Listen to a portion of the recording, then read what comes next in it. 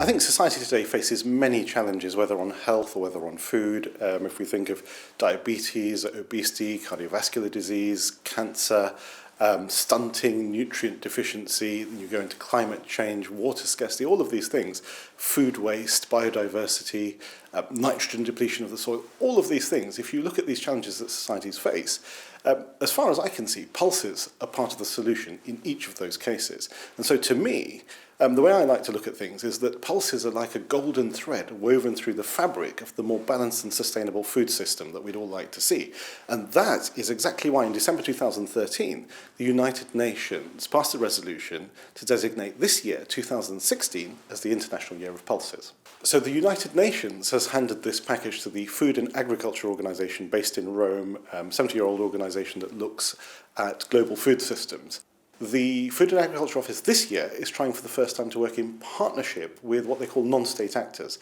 So that's traders, and in this case traders of pulses, that's schools, that's NGOs, that's the entire non-state establishment, rather than working with other multilaterals or with other governments. And so the Year of Pulses is the first test of that. The International Year of Pulses here in the UK has been a very interesting concept. It's very different from developing nations where we're looking at sustainability issues. The issues that the UK faces are squarely to do with health, nutrition, obesity, diabetes, all these sorts of health factors. I mean, that's why the NHS actually says that pulses are one of your 5 a day. There's actually a page on pulses on the NHS website.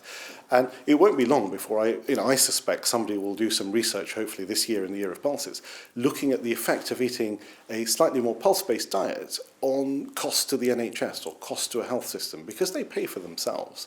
So to me, the Year of Pulses is emphatically not about telling people to eat more pulses. It's about raising awareness of pulses in the first instance. And for example, we've got a great teacher's pack. It was rated 5-star by the Times Higher in terms of 8 to 12-year-olds. It's for teachers to basically educate kids in a whole range of disciplines, whether it's history, geography, whether it's home economics, or whether it's growing plants, looking at pulses. And that will raise more awareness from the younger generation, taking things forward.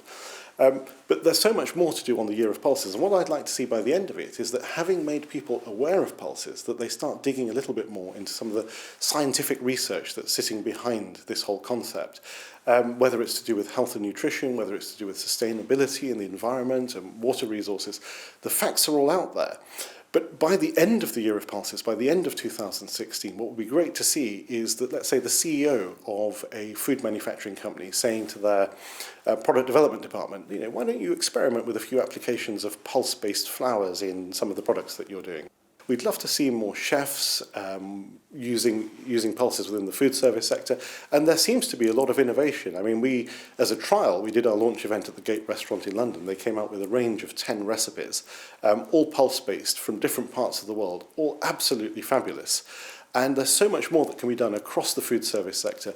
Institutions, pulses are great budget-wise when it comes to feeding in an institutional environment.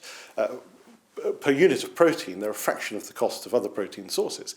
And so whether it's in a school, whether it's in a hospital, wherever it is, pulses are a great addition to the innovation that goes on in terms of recipe planning, menu planning, nutritional balancing in these institutions.